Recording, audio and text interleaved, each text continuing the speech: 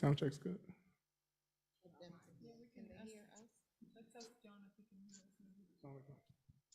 Maybe just a sound check for the people who are joining us on Zoom today. John, can you give us a thumbs up? Yeah, okay, thank you, John. So just to let you all know, we're just waiting on another mic to arrive, and then we're going to get started. Start. My community mother is calling me. Should I answer? Real quick. Sister Sherry, I'm about to go live. Sister Sherry Imrani, if anybody knows Sister Sherry, she's maybe wanting to get connected. Yeah, they should be letting you in now. Yeah, all right. Thank you. Maybe Sorry about that. Renata, if you want to text Sister Sherry Imrani the link, she's having a problem getting it. This one here, yeah, we can just rock with this. Yeah. All right, good morning, good afternoon, good evening, depending where you are in the world. We like to begin always with prayer, recognizing that we are servants of God, and we're going to do an opening chapter in the Quran. But before we do that, we want to do a moment of silence in honor of Women's History Month for those who may have lost a mother, lost a daughter, lost a sister, an aunt, a grandmother. Just reflect on that person, that woman in your life that's given you so much courage and strength. We have this concept, it's actually in the word woman, means womb of mind. And so whether it's our environment, our parish, our mosque, these places are also wombs. So just give a moment of silence before we open up with prayer.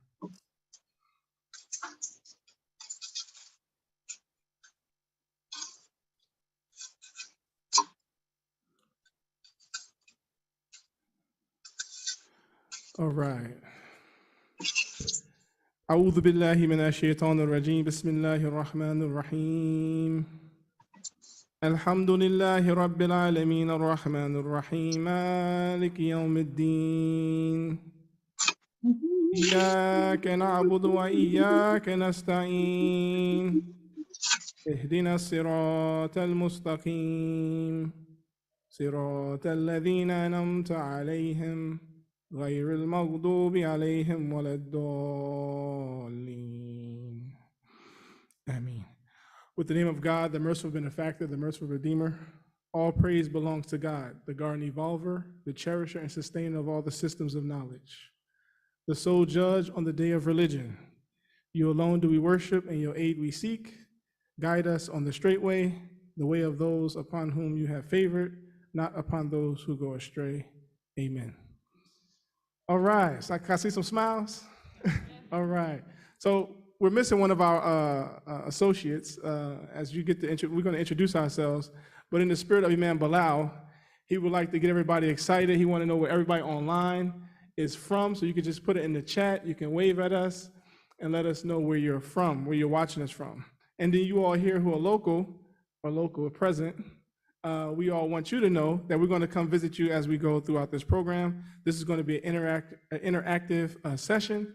We've been honored to join in with the Focolare group, Courageous Conversation, and then we call ourselves The Next Now, and we do our monthly podcast. So we're going to have a semi-podcast show going on today. In a brief moment, again, we're going to introduce ourselves. My name is Mohammed. I was fortunate to get familiar with the Focolare in '97. I was a young lad in Harlem. I was outside probably selling bean pies while everybody was inside learning from Lady Kiara and Imam Mohammed. But then as we grew up in school and graduation, and then just coming into work of adulthood, when Imam Mohammed passed, we was also fortunate to go to Rome to renew our pact between our two communities. And so ever since then, it's been a pleasure and honor to get to know you all personally, as well as, I guess professionally now, we're starting to do some professional work together. So that's my name, and we're going to go down the list of our team.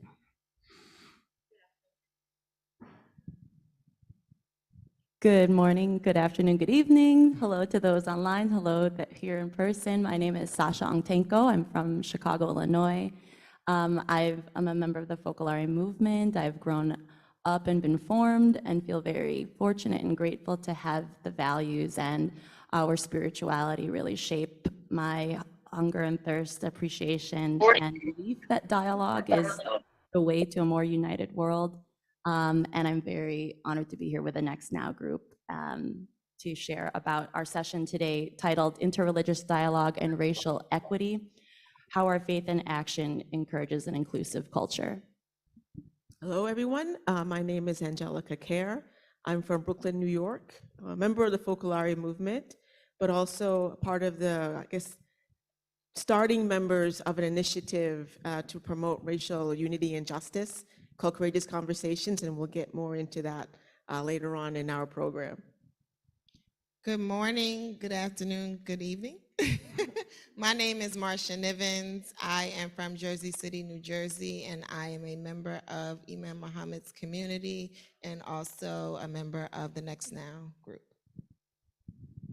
And I'm Kate O'Brien. I grew up in Ireland, and I now live in the Focolare house in Pittsburgh.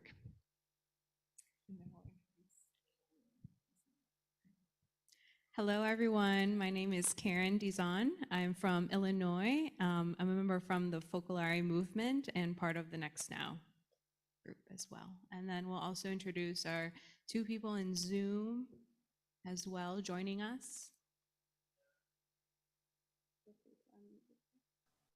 I can start. My name is Muslima. I'm from Columbus, Ohio. I'm a part of the I grew up under the teachings of W.D. Mohammed. I've been a part of this mutual collaboration that our leaders started for over 20 years. And I am honored to be here. Hello, my name is John Castellan. My hometown is actually San Antonio, where the event is being held down there. So I'm nostalgic, but I'm happy you guys are enjoying that. I've known the Focolare movement since I was in college, and I'm happy to say I'm part of the Courageous Conversations group up here in the north now. I live in Pittsburgh, Pennsylvania at the moment, and I'm really excited and energized about these new friendships that we're building on such an important topic. Thanks. Excellent. So that's the team here. We're going to now transition into a brief video presentation that's going to be introduced by Kate. Yeah, so like everybody said, we're excited to be here today with you all. As you may have gathered, there's kind of two groups collaborating on this workshop that we're going to enjoy with you for the next hour or so. And to just give you a little bit of background, we're going to, like Dean said, we're going to really have an interactive moment with you all shortly. But just to give you some background into what we're all about, how this group of people are on the stage together, we wanted to show you a brief video. Just as an introduction to this video, what I always tell people who ask, what are we all on the stage together for? What are we working together for? We're two communities. You've heard Sister Marcia and Brother Mujahideen talk about the community of W.D. Mohammed. You've heard others of us talk about Focolare. What I always say is we're two communities, but we're one family. And so this video will show you a little bit about why these two communities became one family. It's a very low-tech video. It was made for a youth event that we had last month. So we'll explain a little bit about that, and then I'll briefly take the mic again just to give you a little bit more context. So whenever Renata is ready there in the back, we can show that video.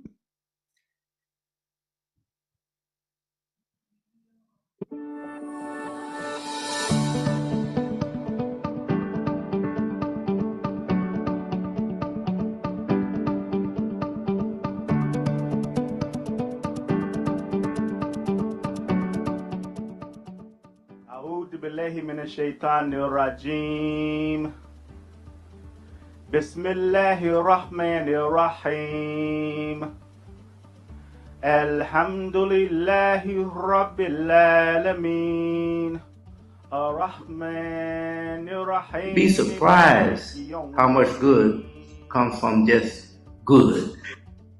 In our holy book, God says, what is the reward of good except good? Yes, praise be to God.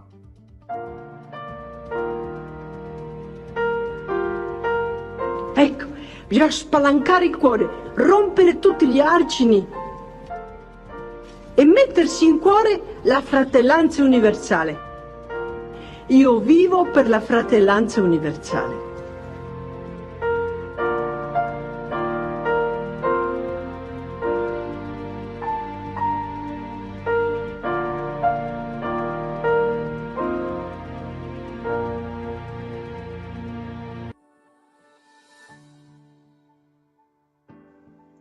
Imam Dawidi Mohammed was born in 1933 and was the son of Elijah Mohammed, who was the leader of the Nation of Islam.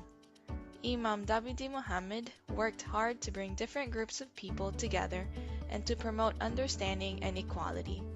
He also encouraged people to work for justice and fairness in society. He is an important figure in the history of Islam in the US, and his teachings are still relevant today. Imam Dawidi Mohammed has many followers to this day. They come together to practice their faith, serve their community, and promote understanding and equality. It's a group that promotes unity and mutual respect among different groups of people, and in the spirit of Islam, they work for the betterment of society. Chiara Lubich was born in 1920. She believed in the power of love and unity to change the world. She and her friends founded a movement in the Catholic Church called Focolare that encourages people to come together in the spirit of the gospel to work towards building a more loving and inclusive society. She was a spiritual leader who inspired many people to live their lives with compassion and love towards all. Her teachings and philosophy still inspire many people around the world today.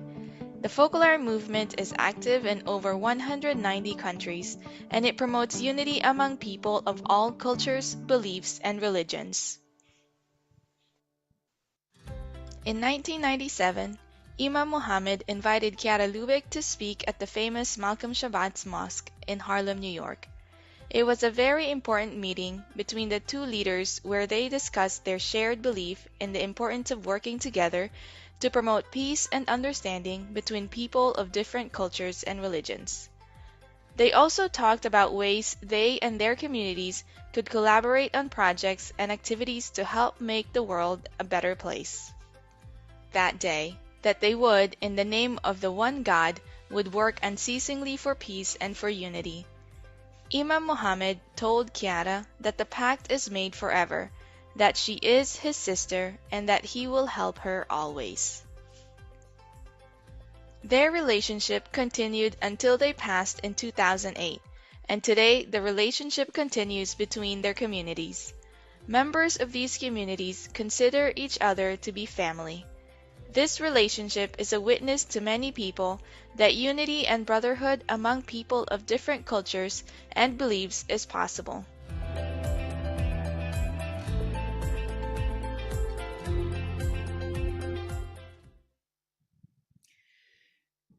So that's a little bit about us and about what we, like our legacy, the background, the history of our two communities becoming one family.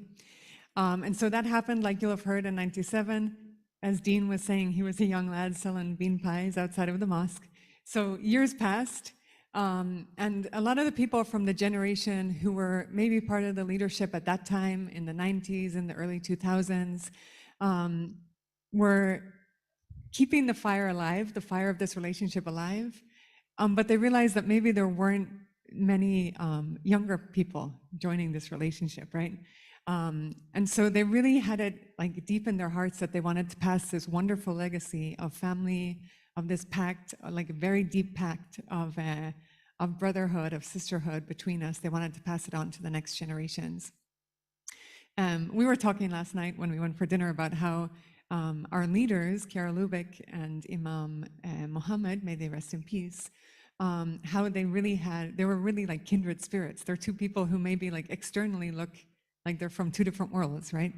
But when they met, they were like deep kindred spirits. And that kind of was passed along to everybody in Focolare and in Imam Mohammed's community. I was 15 in 97. There you go, aging myself, right? I was 15 in 97 and I was in Ireland. Like I was across the ocean in Ireland. I remember being so excited about this pact that happened and so excited about like, you know, you're 15, you're a teenager, you're you believe everything is possible. I was like, okay, a united world is going to happen. Like, look at this. Look at our two communities becoming one family. And so that legacy, that spark that we have, our like elders, let's say, wanted to make sure that it was passed on to the next generations. And so about a year and a half ago now, a group of previous generation people, like our seniors, invited some of us to organize a family reunion. So they got together a bunch of millennials, full range of millennials from the older end to the younger end, and they asked, would you guys put together a family reunion of Focolare and Warith Deen Mohammed's community? And so we accepted that. We worked together for this family reunion in November of 21. And so we worked closely together, built a beautiful online relationship amongst each other. When the family reunion happened, we felt like we just needed to keep going.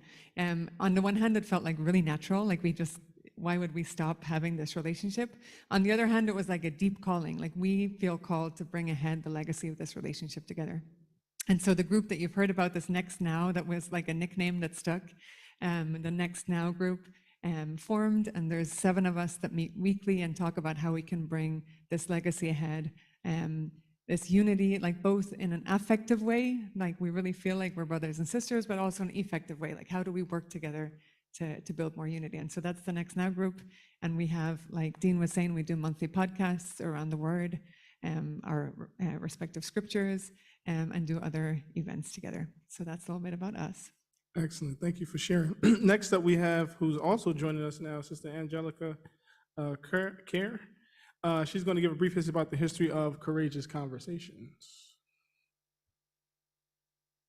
Thank you.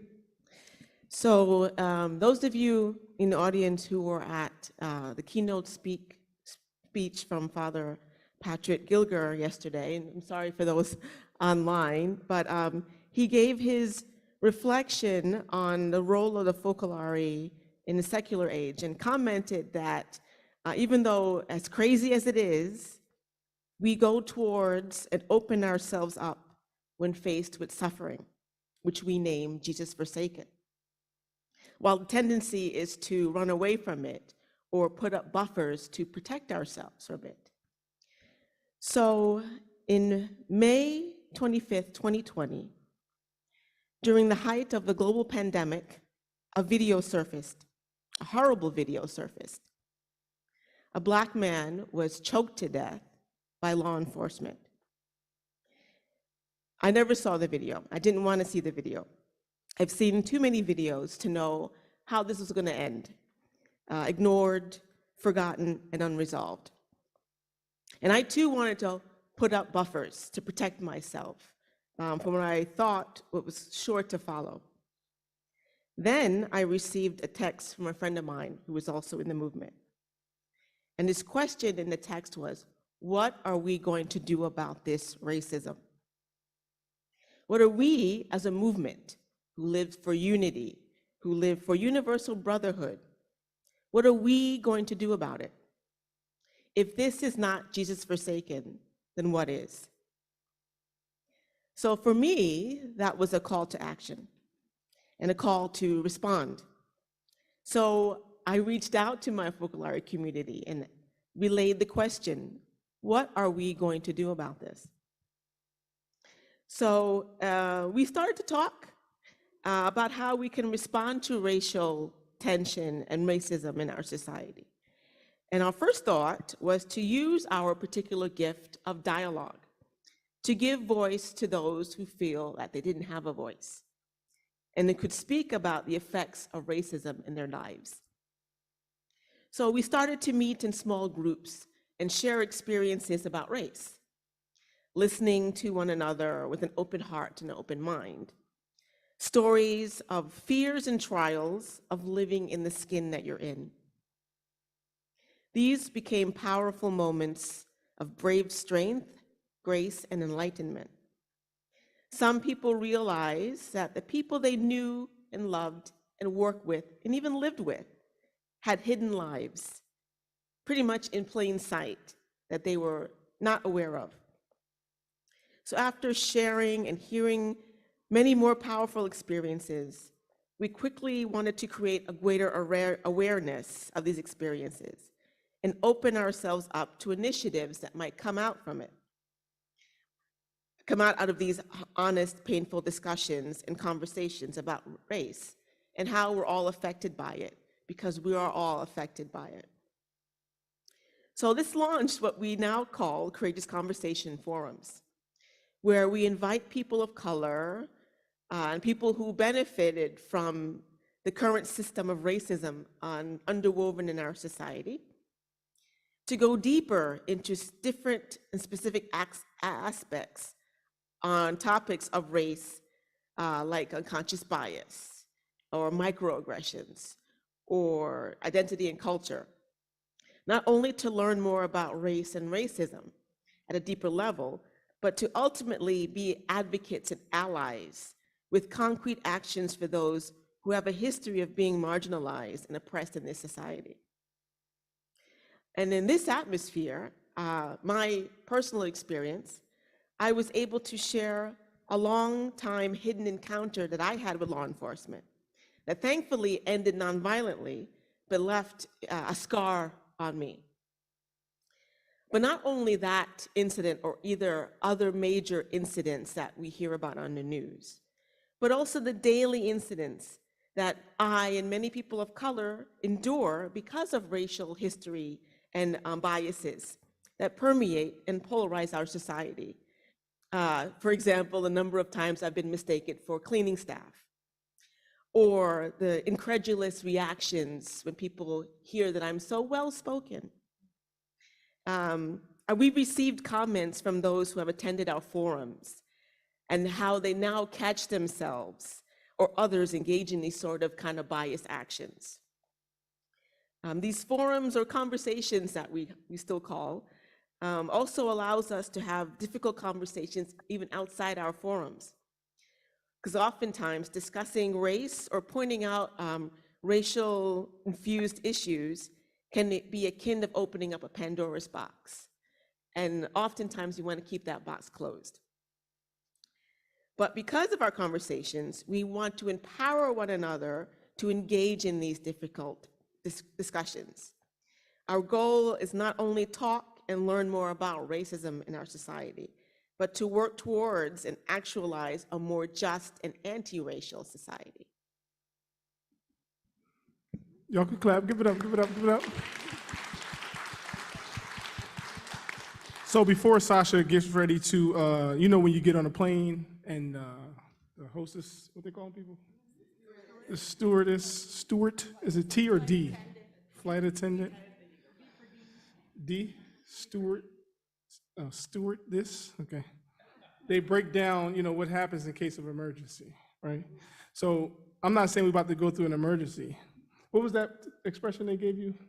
Heavy air for turbulence? Yeah, they didn't want to say turbulence, rough air. Rough air. Right. So we know air represents the spirit, right? And it was introduced that this is an inclusive, we want to have these conversations for an inclusive culture. And as I reflect on this, it says inclusive culture, I thought of like, you know, ICU, right? So we want an inclusive culture for understanding. So as we get ready to go through this journey here and share your truth, right? The pilot is truth, the co-pilot is faith, okay?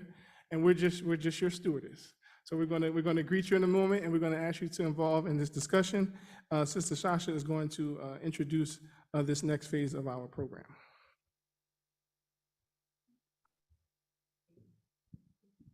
Thank you, Dean. I love that image, rough air potentially ahead, but that discomfort is where dialogue starts, as we learned about at yesterday's session from our keynote, and Angelica referenced, how do we really position ourselves, starting with awareness of being open. Am I closed off or am I being open? Am I buffering myself from what's uncomfortable, or am I willing to engage? And faith gives us courage to do that. So this session is going to be interactive. And as you already heard from the context of our two groups represented today, Courageous Conversations and Next Now. We really believe that dialogue is a vehicle for healing and for understanding. And so by being able to put our faith in action, we really see the possibility to come together. As you see with the communities that are vastly different externally are actually one family internally. And so to get us started with our interactive experience, first and foremost, with what you hear, come at it with curiosity and openness. And to kind of get the juices flowing, we wanted to invite those online and those here in person to pull up your phone and do a quick activity.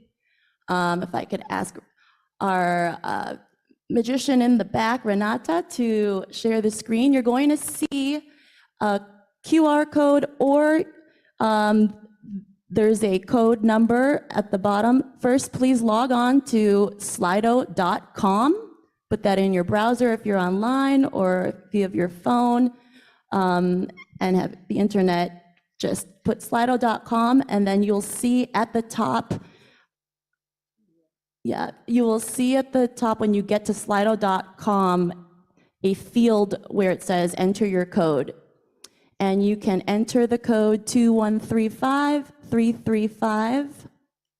Or again, if you pull the QR code, it'll pull up the screen. And we have a question here for what to offer to the group to get us started. What other words do you associate to dialogue? And so together, see somebody put the code in to answer the question, but that's okay. But what we want to invite everyone now to do is to put your thoughts in. And as you put your ideas in, online and in person, we'll start to generate a bunch of different ideas, and let's get a sense of what is hitting the audience right now. Maybe we could turn the lights down a little bit. Thanks, Renata. As you see the bigger words words get bigger and bolder, that is a sign of more people entering that word into this cloud. But what I'm reading now is communication, openness, emptiness, empathy, understanding, listening, meeting of minds, interpersonal communication, growth, porousness, compassion, give oneself and receive, honest exchange, enrichment, agape, trust, connection, vulnerability, honesty, authenticity, reciprocity, judgment-free, active listening, chat, love, emptying, interaction, curiosity. So very cool to see what's on the minds, and there's so very clearly a lot of common perspectives on what dialogue means to us. And all of these things, jam session, that's excellent.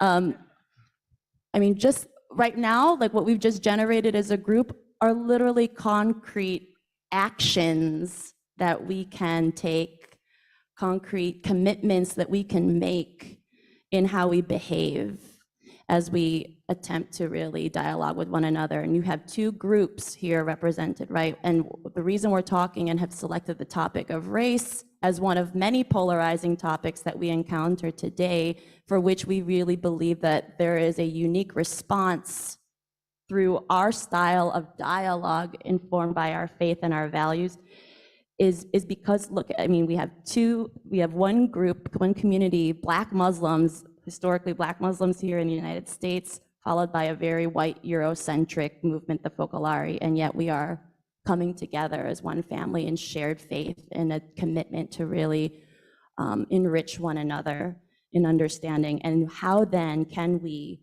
take that, mobilize that to really encounter issues that are polarizing, but today we want to talk about race. And so I'm going to turn it over now.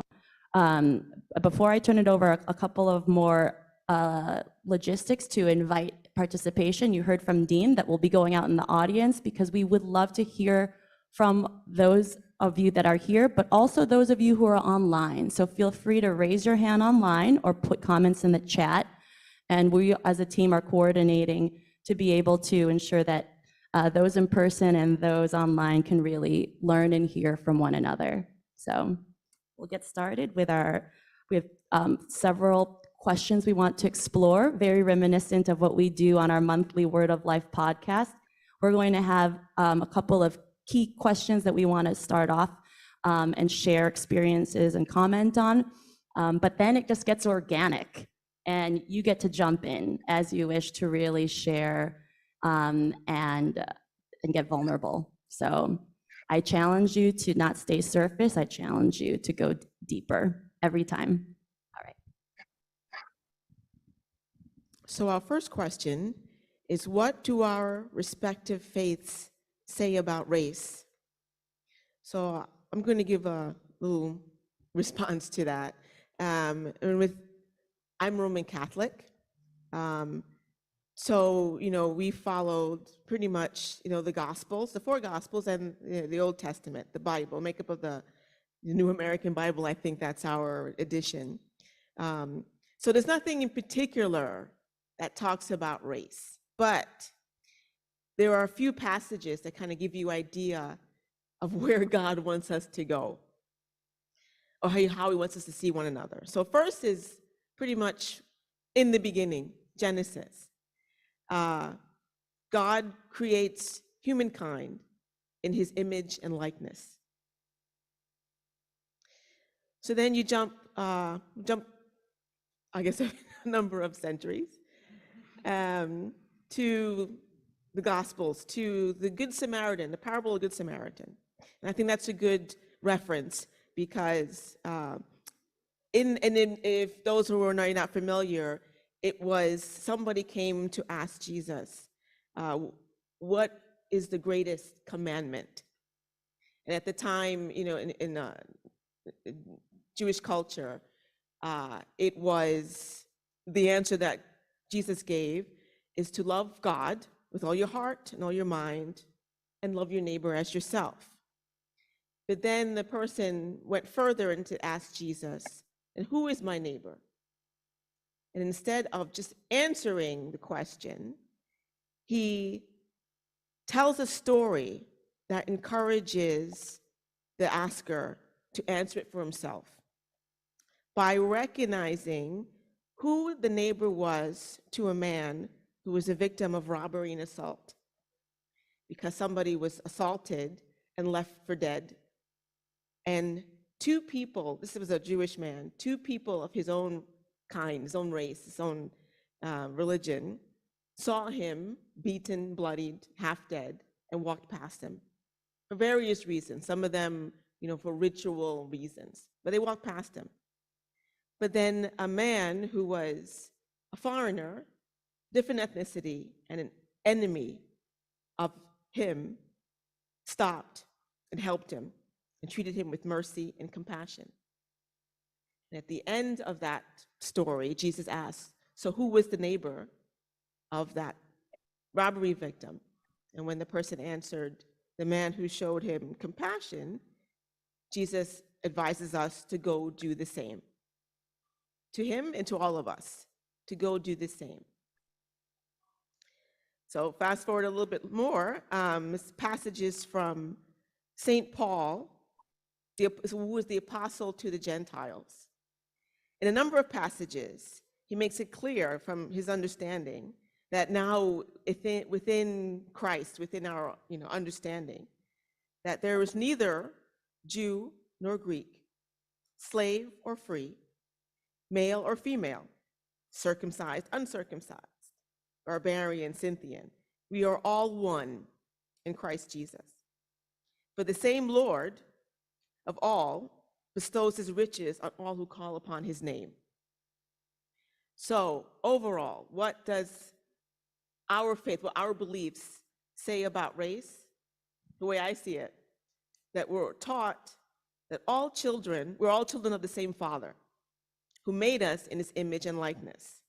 So then we are brothers and sisters with one another without distinction. And we are to treat one another with love and compassion. Go ahead. Feel free to clap. That was beautiful. And so much like the biblical scriptures, the Quran doesn't give anything specific to race, right? So the things that we sort of carry with us, they come from our socialization and what we observe out in the community and in the environment, and experiences that we may have had either directly or indirectly. And so I'm just going to read a couple of verses from the Quran. If you hear me say surah, that's chapter. You hear me say ayat, that's verse. So I'm reading Surah 49, ayat 13, which says, O mankind, we created you from a single pair of a male and a female, and made you into nations and tribes, that ye may know each other, not that ye may despise each other. Verily, the most honored of you in the sight of Allah, or God, is he who is the most righteous of you, and Allah has full knowledge and is well acquainted with all things. And then I'm going to transition to, so in addition to the Quran, we also follow the life example of the Prophet Muhammad. And so we call those hadith, and those are sort of accounts of how the Prophet Muhammad lived his life. And so I'm going to also read a hadith to you that says, okay, O people, your Lord is one, and your father Adam is one. There is no virtue of an Arab over a foreigner, nor a foreigner over an Arab, and neither white skin over black skin, nor black skin over white skin, except by righteousness. Have I not delivered the message? And then one more from the Quran, Surah 26, ayat 89. But only he will prosper that brings to Allah a sound heart. And so the references in the Quran in reference to people, over and over again, when you're reading a transliteration, which means that, you know, it's somebody took the Arabic language and gave it to us in English because we speak English and we need to understand what's being written or what's being communicated to us. But over and over, you'll see the terminology, "O mankind." So there's no reference to race per se, as I stated in the beginning. Much of it comes from our experiences, what people have taught us, what media teaches us, what life teaches us. I was having a conversation with Dean in preparation for this discussion, and I likened it to when we encounter new people, new faces, someone maybe who looks different from us or has a different experience from us. It's almost like there's sort of this, I see you, right? And then there's a download that goes into me based on what I know about you, based on your color or where you're from or how you sound, right? This whole download comes into me, and then I have to, in encountering you in that whole porous thing that we've been talking about for the past 2 days, right? When I encounter you, when I'm porous to you, and I begin to learn who you are, I now get to sift some of that stuff out, right? But I at least have to be open to you to get to that point, because if I just go with the download, it's so limited, right? I have my limited experience of who white people are, who Hispanics are, who other Black people are, who Southerners are, who those who are born internationally are, right? I have those things based on some very limited experience that comes from where I'm from, who I know, but it's such a small experience of the world. And a lot of times we allow ourselves to lead with that rather than leading with what's on somebody's heart, who the person is at their core, what the belief system is. And those are the things that are supposed to lead us. But we have to be careful and almost sort of take ourselves through this journey of, okay, how does that fit in with who I am as a Christian? How does that fit in with who I am as a Muslim? And then let the rest of it sort of fall to the wayside.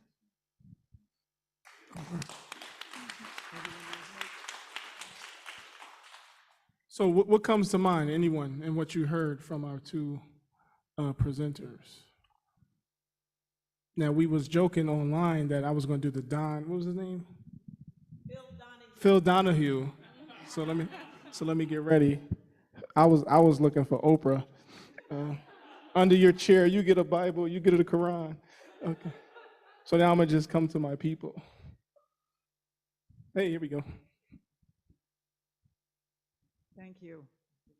I was just thinking, as you were talking, with those beautiful scripture quotes and from both traditions, that there is only one race. It's the human race. So this distinction is that we've made is not the vision of God for humanity.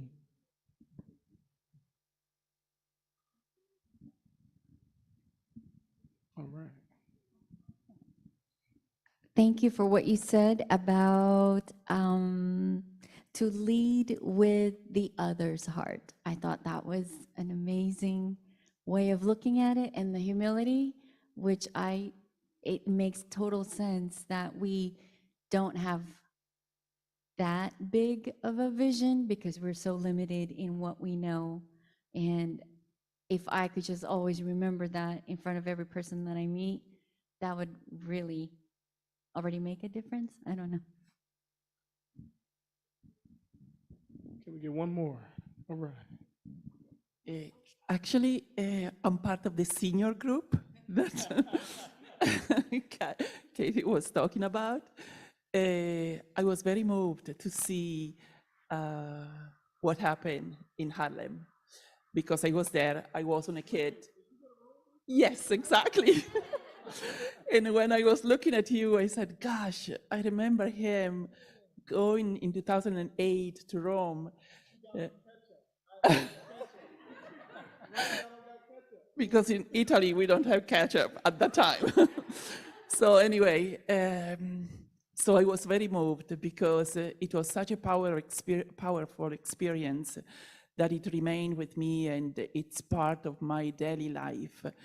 But seeing you now, really young people taking on and going ahead, I really thank God, really thank Allah for this great decision that you made. So God bless you.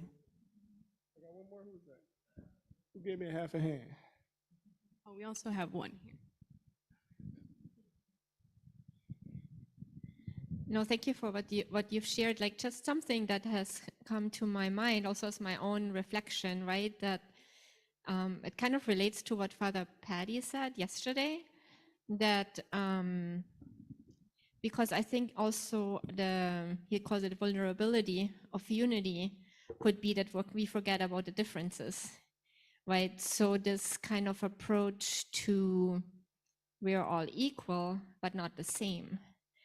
Right, so that's what I'm feeling, and I feel I have to do better in that, right? To just never assume even sameness in that sense, right? But to approach also each person with the sense of kind of curiosity, right?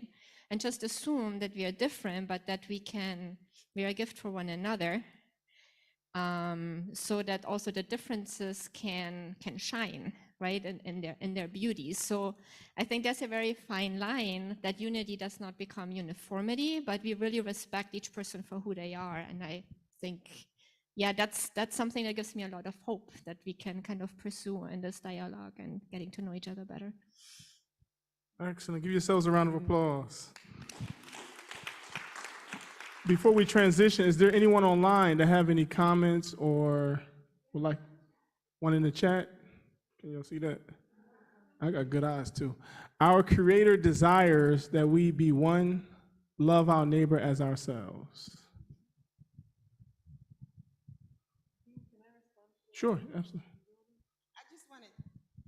I just wanted to add that there is, I think, to give ourselves grace, right? We hear that term a lot and now, right? To give ourselves grace, there is a constant readjusting that happens, and we have to just be mindful of it, right? I talked about the download, right? So when the download is happening, just realize that there's a constant readjusting that you have to do, and it's okay, right? There's a lot that has been put on us in this world that we navigate through, right? And so it's not always easy to shed it, but to be conscious that I do have to shed some things because it doesn't fit within my faith tradition or in my belief system.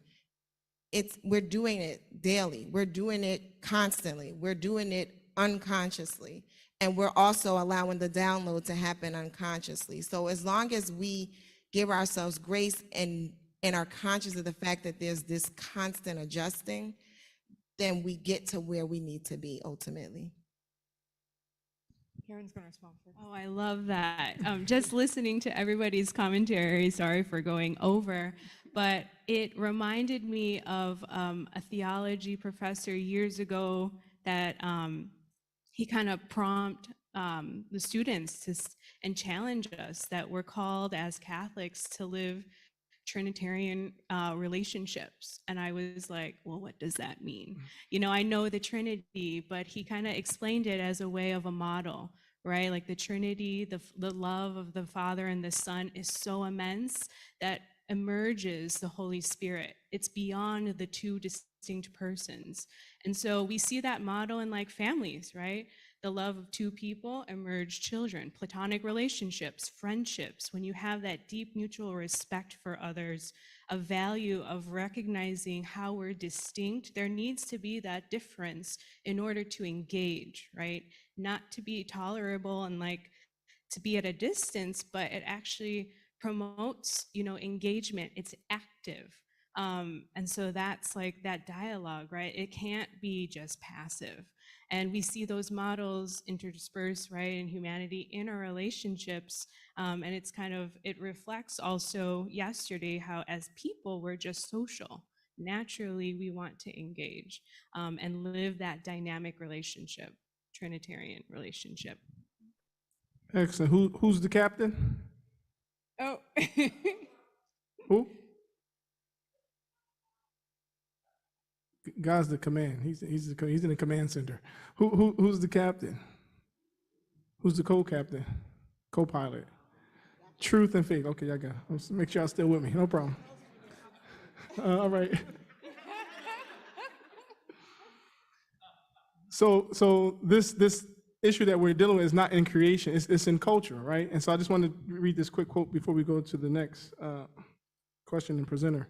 This is by Dr. Carter G. Woodson, known as the historian and the father of Black History Month, History Week at first, or Negro History Week, and now History Month.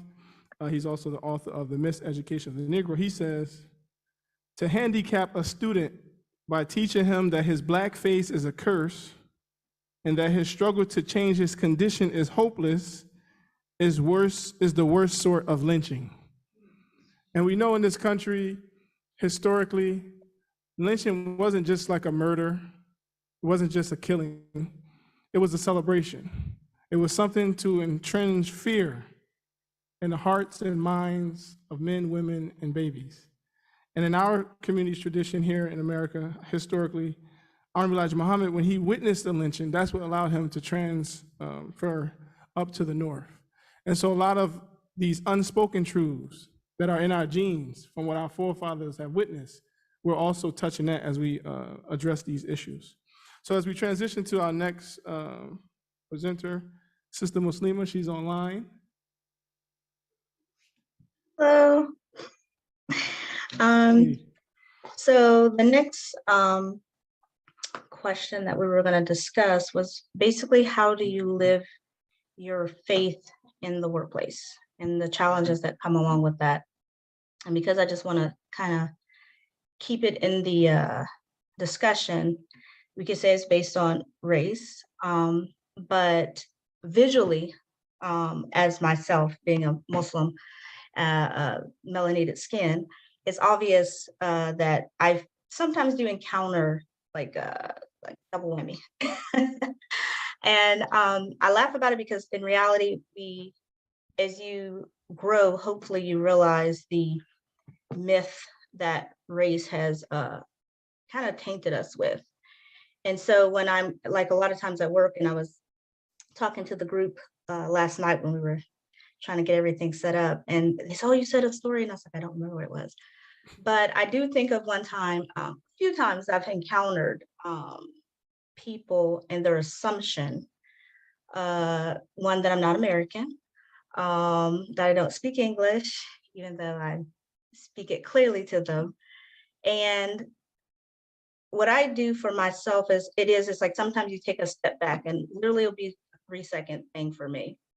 And I'll think about, what do I want to accomplish when I encounter people like that? And as a Muslim, in my mind, I think I want to help them. And so I had an encounter, and it was very upset. They were very upset. And then I paused and I said, "Well, where are you going to get out this conversation?" And I said, "What can you give them?" So I just said, "We're responsible for our own behavior." And that was my response to, I don't recall what he was yelling about, but that was my response to him, which is, we're responsible for our own behavior. And he looked at me and he stopped speaking. And I said, "I'm responsible for my behavior." And I said, and we have to take responsibility for what that behavior is. And he just stopped talking and he turned and walked away. And everyone kind of just, there were different people in the office. I work in a veterinarian hospital, which is another interesting thing for some people. And so as everybody in the office just stopped, because it's like everything just like literally calmed down. Because once you think of just, wasn't trying to be like, philosophical or even lecturing him. I realized at that time, there was nothing I could do, but I could control my behavior. And I think sometimes in the workplace, we allow our desire to be that successful person almost take lead over what we say our belief is. And I think we have to sometimes realize that what you believe is more important than that successful meeting or that successful moment. And for Muslims, we pray. So, and I have many friends, Muslims who are professionals, and that's the one thing that everybody knows, regardless. They're like, "Oh, they're about to go pray." And that's one way to express, and I would say keep focus of your faith, even in a professional environment. I know, of course, a lot of people who are Catholics or of other Christian denominations, and they won't work on Sunday. And so me not working on Friday is not strange then. It becomes just a cultural norm. Certain holidays are important to these people because of their belief and their dedication, and it's respected. It's not, especially nowadays, especially where I work, it's automatic. When I went for the job, the doctor I spoke to, he said, "Oh, okay, you want Friday off, right?" And I said, "Yes, Friday would be a wonderful day for me off." So it was already in his mindset that as a Muslim, I would want Friday off.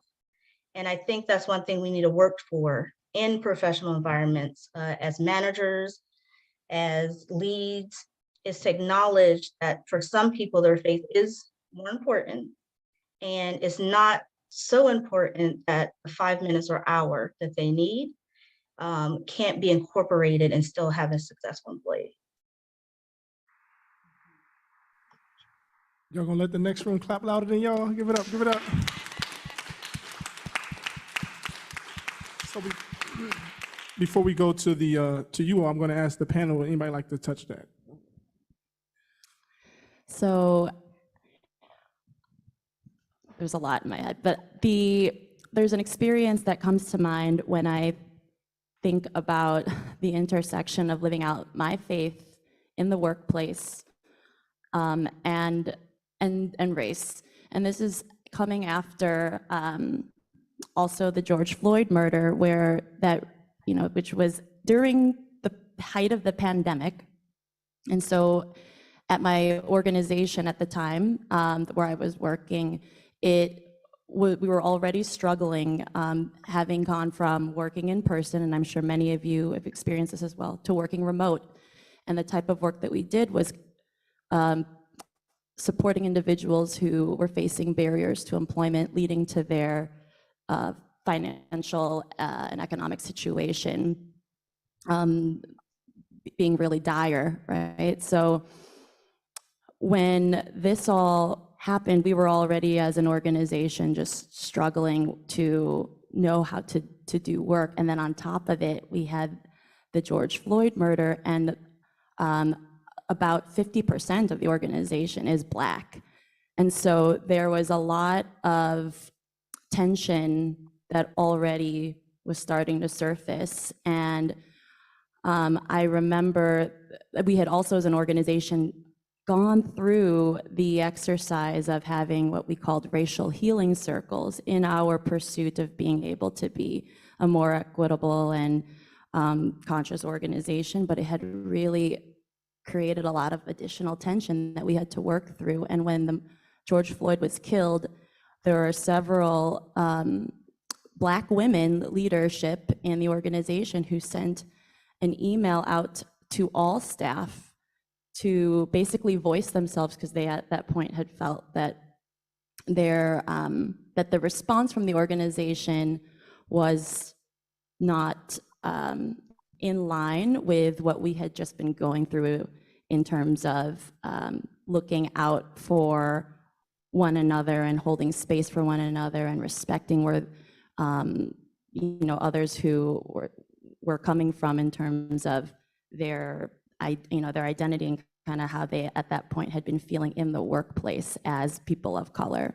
So these Black women leaders, amazing women, I so admired their courage. They wrote to everyone on staff and they said, please just be respectful of our space. We appreciate everybody checking in about how we're feeling amidst this murder and how we're doing. But almost as a critique, you're all, it's not our responsibility to educate you. It's not our responsibility to make you feel better. I mean, it was fueled with a little bit of anger. And to which the response then, it created a whole bunch of response among our white coworkers wanting to show allyship, coming in with good intention. And so immediately following that email, I think an hour or so later, without having spoken to any of those women who had voiced their concerns in the first place, this group of very progressive, they just all happened to be white Jewish women who really cared about the situation, and there was another calendar invite that went out to all staff about, we invite you all to help be allies, to help, really solve for this. And while it seemed like such a well-intentioned response, it was very evident that they had not listened. They had not really received and taken in the initial request and kind of the expression of how our Black colleagues were feeling. And so I felt I was remember asking myself, what can I do? And I'm grateful because, as you said, Marsha and Muslima and those before me, we have our faith as our North Star, right? In those situations, what is my response? There is a default response for me in that moment, which was, I'm neither Black nor white, or I'm gonna stay out of this. But I felt called to do something actionable that I felt that there's a way to, I feel, infuse some kind of unity or foster dialogue in a small way. And what can that be? And I took time to just reach out, not to my Black colleague as a way to first respect her space, but I actually sat down and connected with my white Jewish female colleague about her action and just really sought to understand. And Angelica said this so eloquently yesterday in a session on media, these 2 points. We talked about personal responsibility and also the need to kind of come in at to not really see what her as a person, my white Jewish colleague friend, she meant well, and at the same time, what about that behavior or that action was fueling? I just sat down with her to help her unpack why she did what she did, to kind of bring awareness to, everyone recognizes and I see your well-intentioned gesture, but did you how do you think that landed on the community after reading what you read in that email? And it was a difficult kind of discussion for her to have with me, but I think as a result afterwards, had that much stronger of a connection, and then together with time sought out and that same white colleague asked for support from like other colleagues, like I want to respond, but in a way that's going to really account for the needs and to respect like my Black colleagues, just the space and like their reality and where they're at right now. And it was, I think from there, the organization still struggled, but I think in that moment, there was the move to heal, and it as opposed to the situation and the tension getting higher, getting worse, I would say we were able to work through it. And while it took a long time, like it took literally a year, I think, until we really could come together again and feel like there's like open lines of communication without feeling triggered. And it's a continuous work. And I think as a result, just as to cap it all off, what that led to furthermore was a decision on behalf of the organization to be very intentional in our strategic plan at the time to ensure that the participants, the individuals whom we were serving, were then moving forward going to always be having one or few representatives in the design of any strategy or any program that they would be benefiting from, to ensure that that voice was elevated. And I really feel that was the result of a lot of that internal tension and just really working together. And I'm just very grateful for the dialogue that surfaced, which without faith, I don't think I'd have had courage to start, because I was very ready to just sit back and stay out of it. But it's too easy to do that, right? It's just too easy, and it doesn't get us any further. Turn it over to the audience. Give it up. Thank you, stewardess. She's bringing us into our last leg of our journey, which actually we're going to lean on you all to build out this last segment of this conversation. The prompt here is, what are some of the ways, or what are some ways to work toward reconciliation of injustice that are within our capacities? I'll give you 2 seconds to think about it. Also, you online, you're welcome to put in the chat as well as join us on audio or video. I see our dear friend Gary there. Who else is online? There you go. Oh, that's too small. Sorry about that. So what can we do to address these inequalities that's in our capacity? Here comes Oprah again.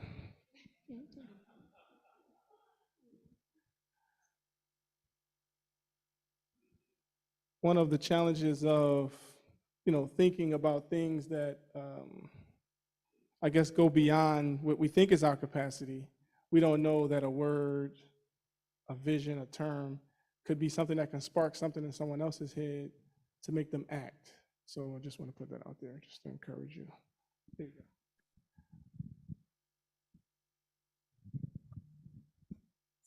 So your question was, what are some ways we can address the racial injustices? As a Filipino immigrant to the U.S., we didn't learn about American history in the Philippines, and so when George Floyd happened, it broke my heart, and I sought to understand. I read a lot of books. I didn't lean on my friends who were Black. I read the books about Jim Crow and all that, and really sought to understand. And the second thing is do the research and then also observe and be aware of what's going on. When pandemic happened, George Floyd and all the others, people say, okay, I'm not going to watch the news anymore.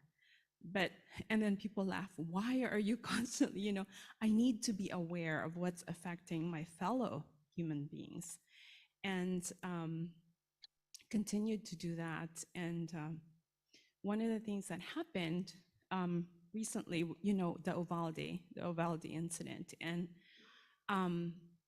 when that happened, again, it broke my heart. And I was working with staff, mostly Latinos where I live. And I spent the whole day just learning about their experience, listening to them and what it meant to them, because in our community, in the community where I live, it was like, this could have happened here in our community as well. How quickly, how the response of law enforcement towards, what happened in Uvalde, everybody knew that. And so as a trainer, we had a workshop the following day, and I was like, okay, forget all that we're going to train on. We need to use this as a space to check in with others, how they're feeling. And so I was able to really work with my colleagues and create more spaces to just listen to the voices of the experience of what's happening. So yeah, really awareness and listening and being with and not being aware we're talking versus how much the other is sharing about themselves, and yeah, just creating that porosity in us. Excellent. Give it up. Give it up. Can someone spell that for me? I was having a problem with that term, porous. How do y'all spell that? P-O-R-O-U-S. Okay, that's good to know. Is it connected to prosperous? No. What is porous? Oh, so it's not connected to poverty. Oh. So pores, like on your skin. We all got pores? No black, no white. We all got pores? Just checking. Okay. Just checking.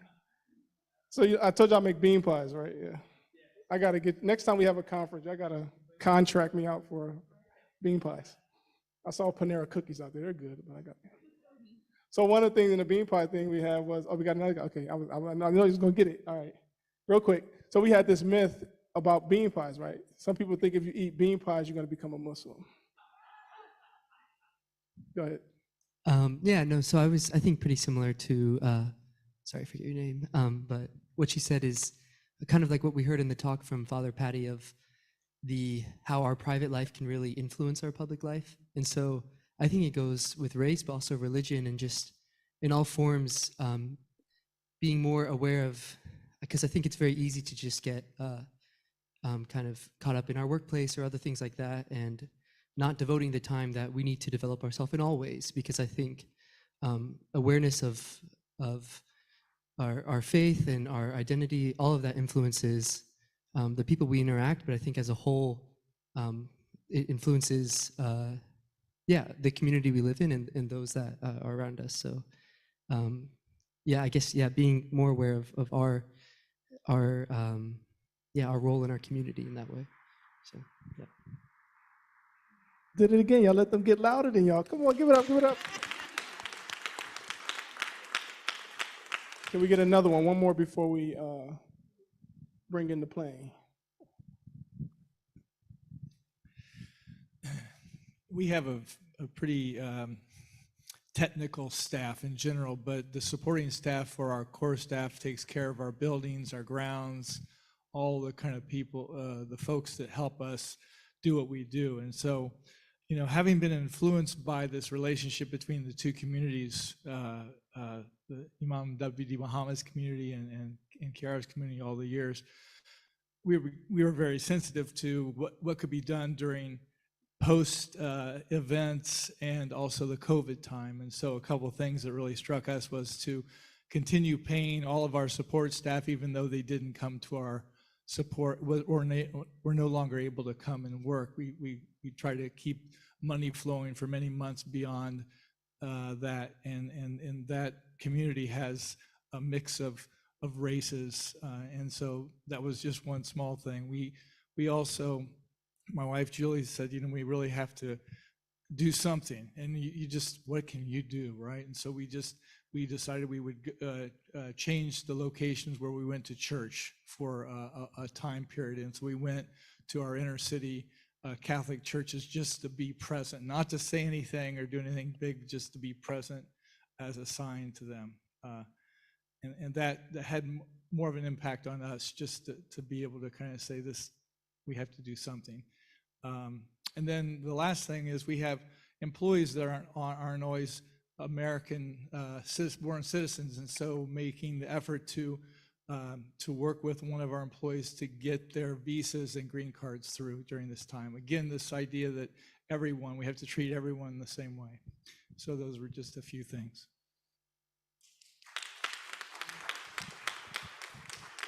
So I'm gonna do what Father Pat did. I had a half. Gotta get a half. He did 1.5. Can I get? I gotta get the joke. Okay, I'm sorry. Let's bring that back. Yeah, we're gonna do a round table. This is the actually last one. Yeah, so everyone could take a turn to give us your closing. You get a mic. You get a mic. No, just listening to everything that everyone has been saying. Going back also to what Birgit said, for the people who don't know Birgit, she spoke earlier about the difference. Okay, Birgit, what she said about like recognizing the differences too. But for me, I think like what I feel like I can do is be ready to get tired, like to get physically tired for the cause too, right? I think I was fortunate enough a couple of weeks ago. Cornell West, Dr. West, Brother West, came to our campus and spoke, and he said something really beautiful. He spoke about the idea of kenosis, which is like I guess a Christian theological idea of like emptying yourself completely, right? And he gave the analogy with some musicians who are on the stage. They're on the stage all night, and then they want to give it their all, right? And they're like, "Is there any song that we didn't play that you guys wanted to hear?" And they're like exhausted, and somebody's like, "You didn't play whatever," and then they'll play that extra song and they almost can't walk off the stage and need help. He's like, but we need to do that for our struggle too. He said, we need to do that for our work too and be ready to really get exhausted. It really struck me. And I think in my workplace and what I can do to contribute, I feel like sometimes that's what it is too. And I'll just give 2 examples. My job, a lot of it is like to work with the community around the university. I bring our students off campus to do community engaged service, social outreach. And there's a relationship that our university is predominantly white institution, PWI. The neighborhood we're in is a historically Black neighborhood. And there's a very difficult relationship between the university and the neighborhood.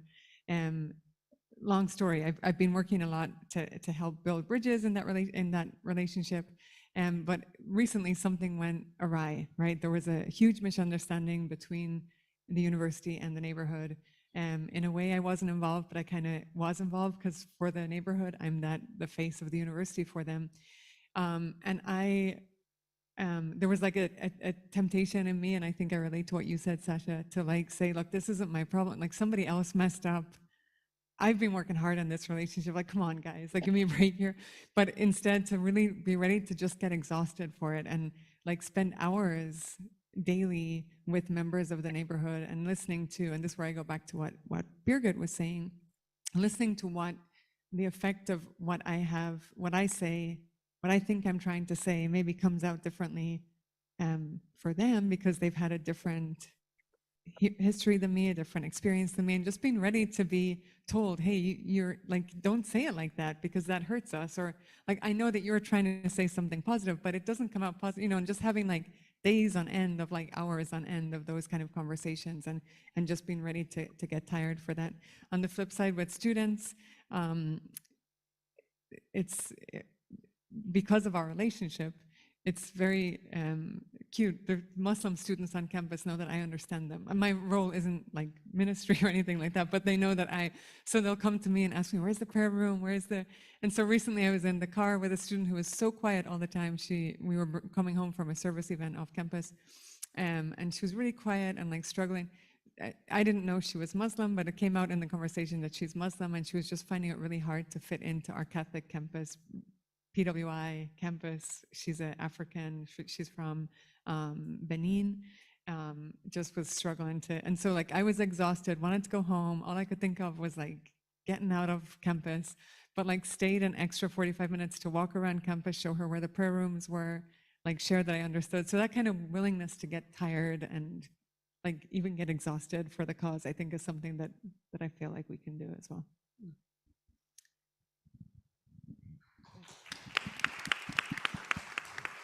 So one thing I think everyone can do, and it's very simple, it's just to be your authentic self and not be afraid. I mean, I liked Musmila's experience.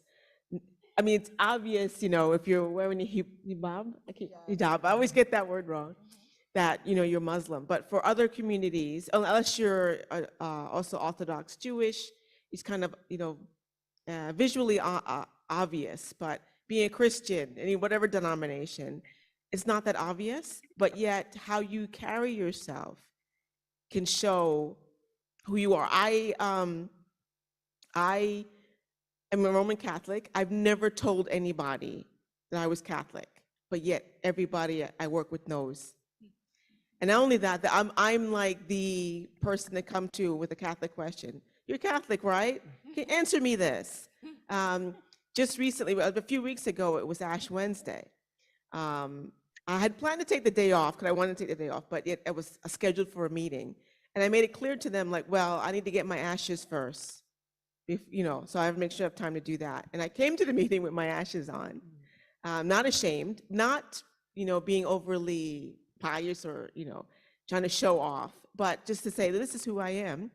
And it's sharing myself with the other person, and being, you know, open and honest of who I am. But also in regards to race, you know, we, in the African American, you know, vernacular, we have what you call code switching, which is that we have one face in front of our, you know, professional face, let's put it that way, a face that makes us look more professional because we change the way we speak, our tone, maybe tone down how we dress, how we carry ourselves, so we fit in the professional, you know, society. But yet we act differently when we're with one another. But I don't code switch. I am who I am, and I would you know, encourage the breaking down of the code switching, and for us to accept one another, how we are, how we dress, how we talk, our intonations, and not think of what is professional, what's not professional. We're all professionals because we all got the job, we all do our work, we all do it well. So the fact that maybe, you know, my hair is a certain way, or my, you know, my speech is a certain way, shouldn't dictate, you know, any kind of differences between us. So yeah, that would just to be, everyone be their authentic self and accept the other as they are. That would kind of be my advice. So, clap, absolutely clap. So I was going down the same path, so I'm glad that you said what you said, because so first of all, I saw the picture with Kate and Cornell West, and I was a little bit jealous, okay? I had to get that out. But I was also going down the path that Angelica went down, because so she said, be your authentic self. And so, you know, that was, for me, I was like, oh, that's kind of a formal way to say it. In my office, so I have an assistant who's 25, she's much younger than me. And when we talk about being your authentic self, we just say, just be a person. Like, you don't know how to be a person. So when I'm saying it, I'm gonna say, just be a person. Just be who you are. Show your humanity. Allow that to transcend some of the other things that, you know, sort of just pile onto us. And I think we get to a better place like that. You know, quite often I'm like one of the very few Black people in the room, and I'm kind of just used to it. You know, it doesn't bother me at all. sometimes the other person, I can tell their uncomfortability, in the moment more than it is for me. A very interesting thing that happened last night. I know Kate recognized it because Dean told me about it, but we were in the restaurant. We walk in the restaurant, and I don't know if he was security or not. He had on a security, he had like on a sheriff's outfit. And when we all walked in, but when I walked in, he spoke to me only, and then he kind of and he had a badge on. That type of thing doesn't necessarily bother me, but there are people who would be bothered by that, right? So to me, I spoke. Well, hey, that's who I am. But those kind of things are offensive. So long story short, be a person, be your human self, and let a lot of that other stuff just shed, and do that always, so that there isn't this code switch. And then we don't necessarily have to have the conversation of, well, what do we do in the workplace? Well, hopefully what you do in the workplace is what you do in the supermarket, is what you do when you go to the parish, is what you do when you go to the school, is what you do when you're just with your neighbors. And then we get to a better place.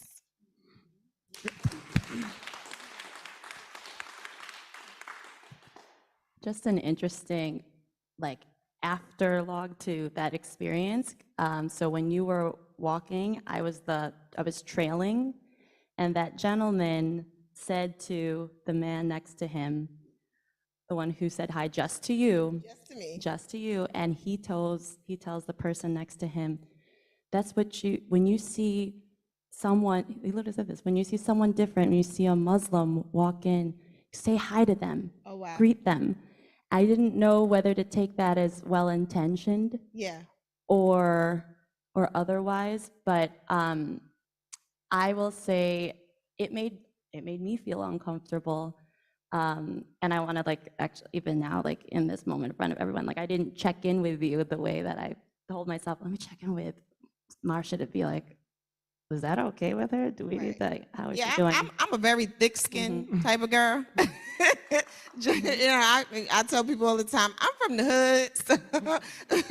So, there are some things that I've been exposed to, seen, heard, otherwise that, it kind of got my skin a little bit thick. So moments like those don't necessarily get under my skin, but it was inappropriate, period, point blank. 100% agree. And in that moment, I remember asking, should I say something to this man or not? And I didn't.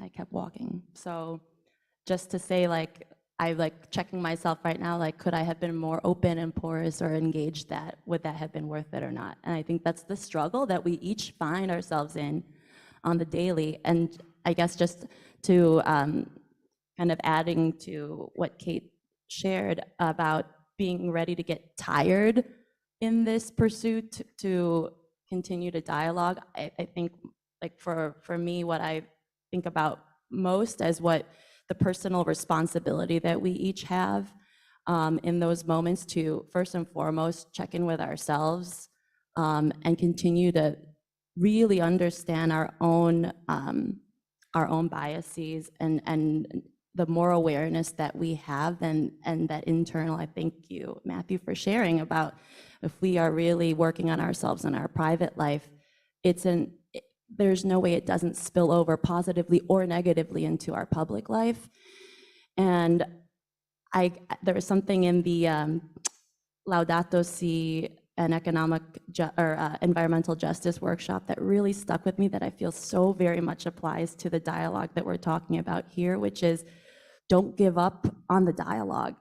It's so tiring, but I think the most we could do too is to just persevere and not give up on the dialogue. And I think about this for myself in terms of those who I've noticed are not open. You get a sense that they're not open. So what do we do then? And my tendency is to just, what do I just avoid it? Do I live oh well, lost cause? But I really want to continue to challenge myself to really find a way. Maybe it's being patient. Maybe it is continuing to engage and foster and not back away in hopes that, over time, and believe in faith that the Holy Spirit, that there is something that moves and changes that heart towards openness. And so, like, I guess, like, for my just sort of lasting words, I always think of Maya Angelou's famous quote about it is very important what we say and how we act, but ultimately it's about, we remember how we make the person feel, right? We remember what we feel from our interaction with a person. And I think it really just goes back to that feeling and the feeling that we are in touch within ourselves and to adjust and regulate accordingly. And that making space, that allows us to make space for our neighbor and to really get further into what it is that they feel. How might this be landing on them? What might my action or gesture, it makes me feel better, but it's not about what I need to feel right now. I want to regulate how I feel in service and out of love for how my neighbor is going to feel. As it would be so, we're going to end with Karen.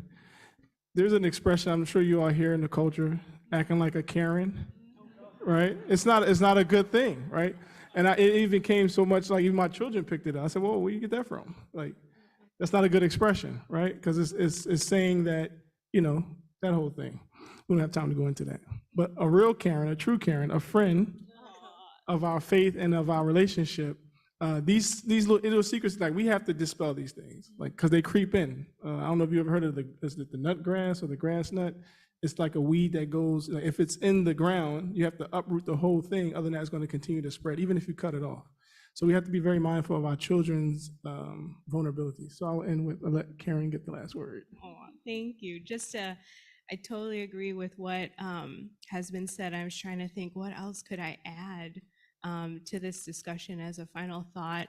And just a personal experience, a few years ago, I feel like I've encountered for the first time just, racism towards me with the rise of Asian Pacific Islander hate crimes.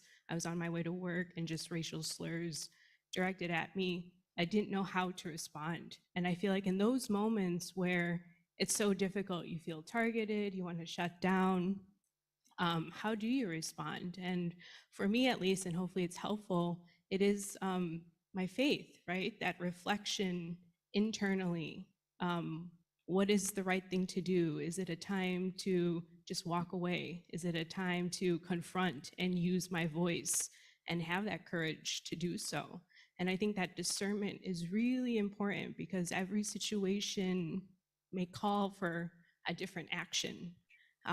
Even throughout my career, unfortunately, like in the workplace, you face a lot of microaggressions, and even as a woman, as a young professional, and sometimes in my nature of work, I'm in spaces where it's predominantly, I'm working with, white older men, and being, put down, even in a professional setting, can be upsetting. And sometimes the emotion I feel is anger, right? Is fear, is even feeling like immobile. But I feel like in those moments, my faith also helps me to kind of approach those situations with love and care and attention. And sometimes it's even, just that discernment piece, right? Is it a time to listen, step away, or in most cases, use your voice and do so with conviction? Excellent, excellent. I was trying to get a surprise visit by Bilal. I don't know if he's able to get on yet. He's almost finished up his mentoring program. But this will be the last one because our time is up. We do have still Sister Muslima and Brother John. If you all would like to give us your last remarks before we close. It's just, I say everything, I agree with everything. But I always think of one ayat in the Quran, and it's in a Baqarah, I think, but it's the way it goes, and I'm paraphrasing slightly, but it says, act as if you're in a race towards all that's good, and God will bring you together. So a lot of times I think part of a way to, let's say, a way that you can personally help or resolve is the first, just listen. And I remember I was talking to she's an old Focolare member, and she said, try to listen without responding. And when she said that, I was like, is that even possible? And so, and so we were having a whole conversation, and I realized that a lot of time when I'm listening to someone, I'm already thinking of my response. It isn't a debate. It's like if you're having a conversation, you don't have to be ready to respond. It's not that type of interaction. But once you do, be aware of where we're talking about your own biases lie. And I do apologize. I'm very horrible at names, but the sister who's a part of the Courageous Dialogues, when she said about hair, and that's another thing. Like, people assume in a professional environment, your appearance is a certain way, and it's always been accepted. That's the way it is. Sleek hair, sleek clothes, da da da da da da. But in reality, that's only a part of the population who would ever appear or be able to completely mimic that appearance. So we have certain biases that I would say that we don't even acknowledge partially. And when you're of a minority, there's certain features that you can't mimic that people say are professional. So try to listen without responding. So someone says, this is how I wear my hair. Your response shouldn't be, that's not professional, because you've already thought of an answer. You haven't listened to why. And so personally, I'm trying to listen more to people without responding.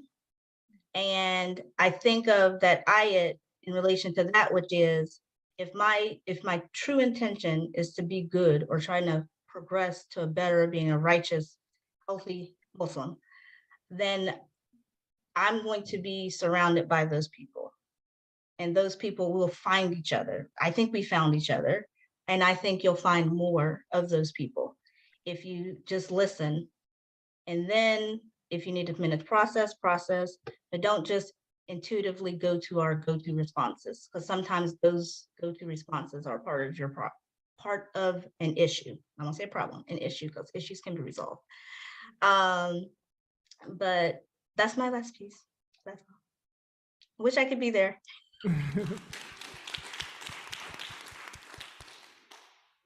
Go ahead, John. San Antonio. Yes, thank you, Sister Muslima. Yeah, I'll piggyback on what you shared. We had one of the upside to the pandemic is we started some groups in our parish-based, the church-based, and it was focused, on the piggyback of the murder of George Floyd. It was a greater appreciation for culture and race and so forth. And through that, it's a lot of listening. Like you were saying, it's better to listen than to blurt out before you know. So these past couple of years has been an awareness because we have a lot of Black folks in the group. And so to hear the stories of someone that endured many things different than me has been a real education, and has engaged my heart, really. And then two more things. One thing, in getting ready for this meeting today, I was reading some beliefs of the Catholic faith and so forth. And I like the statement that the Catholic Church made that with the persistence, if racism persists, then it denies the creation of a redeemed humanity. And so that's really what's at stake, is that God hopes to redeem humanity, but racism stands in the way. So that, to me, that says that's why it's important to work to eliminate that. And the last thing I'll say, a big thank you to Imam, the courage and the faith of Imam W.D. Mohammed, and also Chiara Lubick and the Focolare family. They were courageous many years ago. And when we might be getting tired or something, we're actually partners with them, even though they're on the other side of life now. But I feel I get inspiration from them, and that we're another generation that's carrying that forward. And God, who created us all, is the partner in all this work. So to me, that gives me a lot of energy to continue with the kind of work we're doing. So anyway, thanks to everybody. And I see Brother Imam Bilal joined us here too. Imam Bilal is going to close us out. He's able to join us before we finish up the session. Should I do the beat? The champ is here. The champ is here. Assalamu alaikum. Peace and blessings, everyone. Can everyone hear me? Loud and clear. Yeah. Okay, good. Alhamdulillah, guys. Allah, God is merciful to allow us to be here in this very moment and space and occupy the space and time. We thank Him for the gift of life, the blessing of life. We thank Him for the opportunity to fellowship and be in person and in virtual space. We thank Him for the time and for the opportunity. We thank our guests, the Hearth Foundation and the efforts here in San Antonio with the beautiful conference that has taken place today, and for all the attendees. And we also want to do traveling mercies and traveling prayers for those who will be leaving San Antonio to go to whatever their prospective homes are across the country. And, I'd like to thank also the leaders, our late leaders. We always want to keep them in prayer and dua or supplication, to ask God to forgive them their sins and grant them a high station in paradise. So we say Jannah. And behind me is the image of where it all took place. The historical pack is the Malcolm Shabazz, where I can, with my big head, you can see it in the background, of Master Malcolm Shabazz, where it all took place this time 25 years ago. So we're going to close out, and I'm just very happy to at least catch the vibe and the spirit here. And it's good to see everyone here virtually, see some familiar faces, and see my friends and holding it down in San Antonio, the Next Now and Courageous Conversations group. I know you all did a really good job here, and shout out to Pittsburgh, shout out to Atlanta, shout out to Indiana and all the cities and countries that's tuned in here.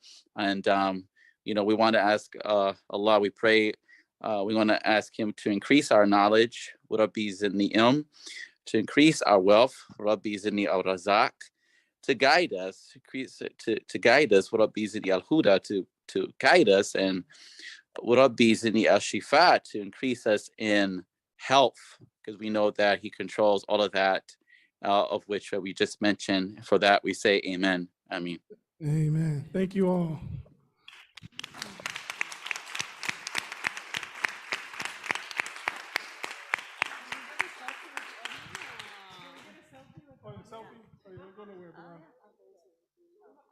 They want to do a selfie. Oh, screen and off screen? Y'all in the selfie too? Y'all in the selfie too? Okay, beautiful. Selfie time.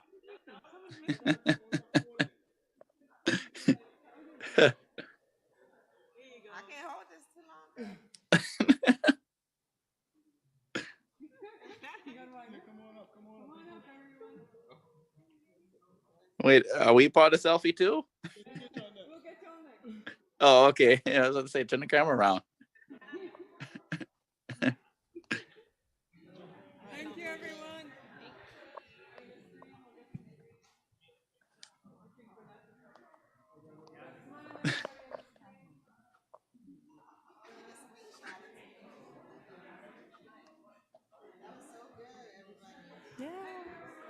So selfie Thank you, done? everyone online, for joining. Thank you, everyone in everyone. person. Thank you. Thank Bye, you. Vanessa, if you could save Tasha. the chat. Save the chat. Save the chat. Thank you. Everyone. Beautiful. Thank you. Thank you. Okay. Shout out to Pittsburgh. I see Pittsburgh. Hey, Gary. What's up, Gary? Thanks, everyone. Gary, I think he left. Dipped off. I say Sister Shadow.